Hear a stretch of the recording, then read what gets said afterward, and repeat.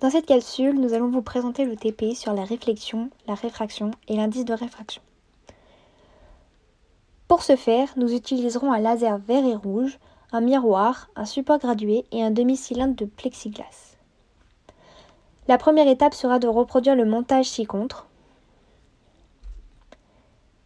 Puis, comme deuxième étape, il faudra faire varier l'angle d'incidence I du faisceau par pas de 10 degrés. Voici quelques photos prises pour les angles 10, 20, 30 et 40. Ensuite, nous avons relevé les valeurs correspondantes des angles de réflexion de 10 degrés à 70 degrés et nous les avons reportées dans ce tableau.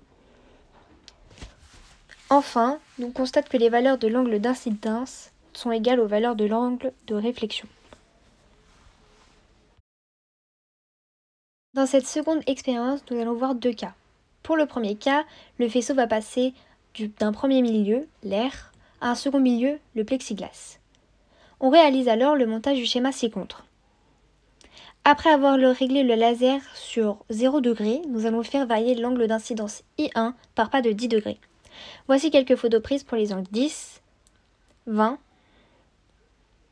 30, 40, 50, 60 et 70.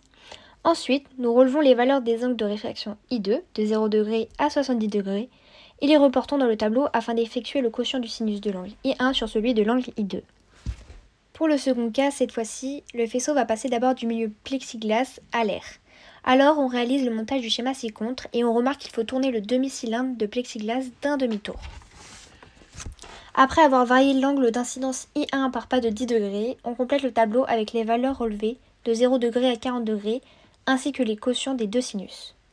On remarque qu'on ne peut pas compléter tout le tableau car à partir de 50 degrés, le rayon réfracté disparaît. C'est le phénomène de réflexion totale. Pour conclure, dans le premier cas, I1 est supérieur à I2.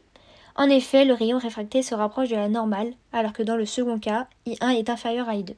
Effectivement, le rayon réfracté s'éloigne de la normale. De plus, nous proposons une formule reliant l'angle d'incidence I1, l'angle de réfraction I2, l'indice N1 du milieu d'incident et l'indice NE du milieu dans lequel le rayon se réfracte. La formule est N1 fois sinus de I1 plus N2 fois sinus de I2. Fin de la capsule.